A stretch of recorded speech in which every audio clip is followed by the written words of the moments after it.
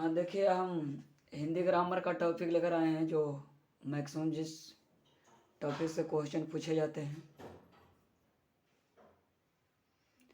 Class 12th और 10th के लिए। वर्णों का उच्चारण स्थान, यहाँ से क्वेश्चन आपसे 3 से 4 क्वेश्चन पूछने की संभावना है और हर साल यहाँ से पूछी ही जाती है और इस बार भी पूछेगी। तो हम ट्रिक से माध्यम से लेकर आए हैं। हिंदी में कुल जो है वर्णों की संख्या वो 52 है, 52 है।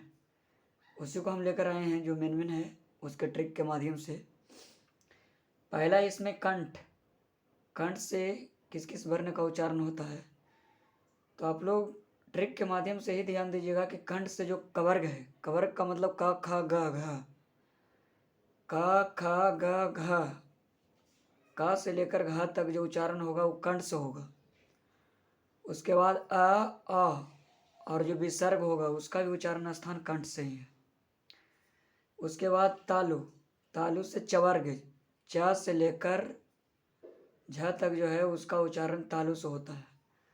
और इसमें और एक्स्ट्रा पॉइंट रखना याद, हर्षई ई, दीर्घई ई, य, डंटी सा और ज्ञ, इसका भी उच्चारण स्थान तालु से होता है।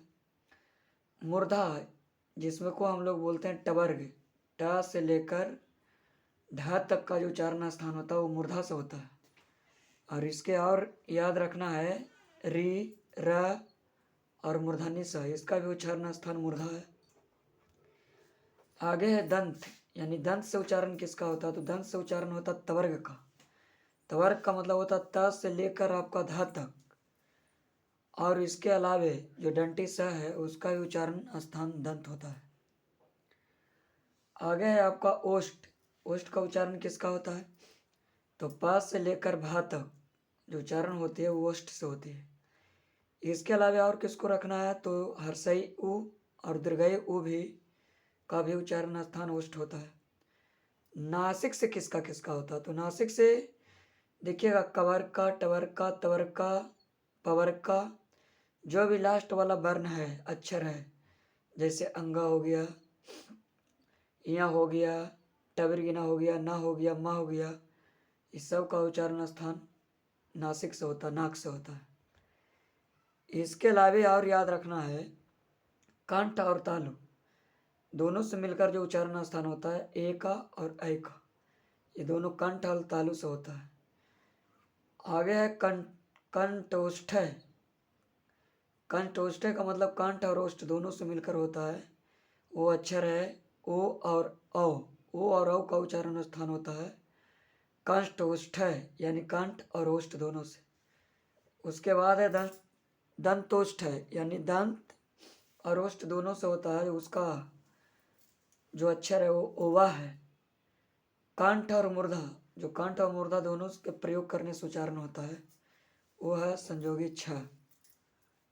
और दंत और मूर्धा से जो उच्चारण होने वाला वर्ण है उसका नाम है त्र। और काकल्य, काकल्य का उच्चारण स्थान है ह। तो इसी चीज को ध्यान में रखना है कि क से लेकर क कवर्ग, यानी क से लेकर घा तक को कवर्ग बोलते हैं। उसका भी उच्चारण स्थान जो है आपका कंठ से। इसके अलावा अ और विसर्ग का भी उच्चारण स्थान कंठ से ही है। तलव्य, तलव्य का मतलब होता है चवर्ग, चवर्ग का मतलब च से लेकर आपका झ तक। उसके अलावा याद रखना है हर्षई, दीर्घई, य, मूर्धन्य, सॉरी ज्ञा याद रखना है। और किसको, तलब सा को याद रखना है। ये सभी का उच्चारण स्थान तलव्य से होता है। उसके बाद है मूर्धा, मूर्धा का मतलब जो टवर, जो आपका टवर्ग है ट से लेकर आपका ढ तक, ये सभी का उच्चारण होता है मूर्धा से। इसके अलावा याद रखना है र, री और मूर्धानी स। उसके बाद है दंत, दंत का जो उच्चारण स्थान है वो तवर्ग में आता है। तवर्ग में आता है त से लेकर ध तक। उसके अलावा याद रखना है डंटे स। उसके बाद ओष्ठ, ओष्ठ का उच्चारण स्थान पवर्ग, पवर्ग का मतलब प से लेकर भा तक। उसके आगे याद रखना है आपका उ और उ, हर्षई उ और दीर्घई उ का भी उच्चारण स्थान ओष्ठ।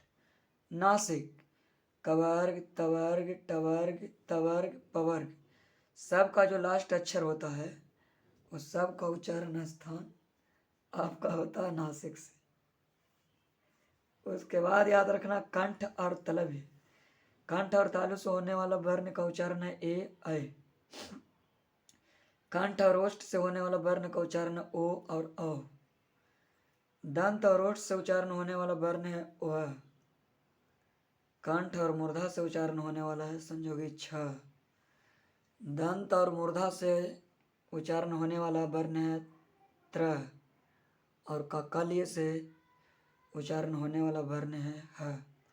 ये सभी जितने भी वर्ण था जो भी एग्जाम में आने वाले हैं सब हम ट्रिक के माध्यम से आप लोग को देने का प्रयास किए हैं और आशा करते हैं कि आप लोग को ये वीडियो समझ में आया होगा। और अगर मेरा वीडियो पसंद पड़े तो लाइक शेयर सब्सक्राइब जरूर करें। मेरा चैनल का नाम है प्रकाश एजुकेशन 2.0। इसी तरीक़ा से जो जो टॉपिक से आपको पूछे जाते हैं मैक्सिमम क्वेश्चन वो हर टॉपिक को हम डाल देंगे और हर सब्जेक्ट का डालेंगे।